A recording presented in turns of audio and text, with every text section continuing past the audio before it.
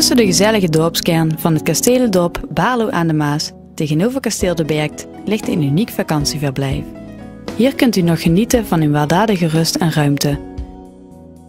De stijlvolle, luxe vakantiewoningen zijn tot stand gekomen na de restauratie van een historische hoeve daterend uit 1747. De vakantiewoningen en groepsaccommodaties van Hoeve Bongers zijn geschikt voor 2 tot 16 personen en beschikken over 2 tot 7 slaapkamers. Ze zijn op een dusdanige manier gebouwd en ingericht dat het u aan niets zal ontbreken en u optimaal van uw privacy en rust kunt genieten. Elke ingang ligt aan de zogenaamde hofzijde van de carrévormige boerderij. De hof is zeer ruim en door uw fraaie waterpartij romantisch aangekleed. In en rondom de luxe vakantiewoningen zijn verschillende faciliteiten aanwezig. Zo kunnen de kinderen zich vermaken op de ruim afgezette speelweide met schommels, een rekstok, glijbaan en een kinderhuisje. Verder is er een tafeltennistafel, voetbaltafel en een jeu de bourbaan aanwezig.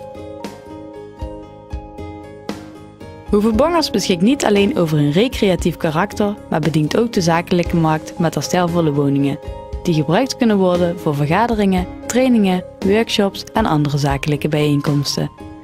De unieke combinatie van kleinschaligheid, gemak en luxe zullen uw verblijf tot een inspirerende en productieve ervaring maken.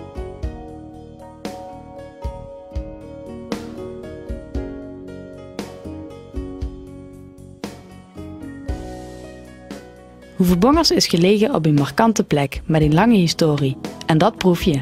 Hier kunt u nog urenlang fietsen en wandelen door een zeer afwisselend landschap van akkers, vennetjes en bossen.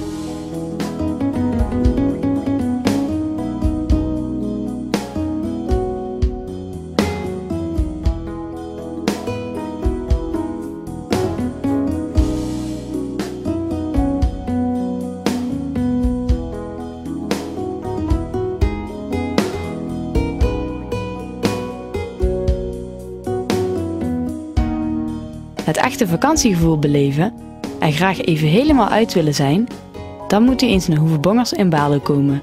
Twan Bongers en de kinderen heten u van harte welkom.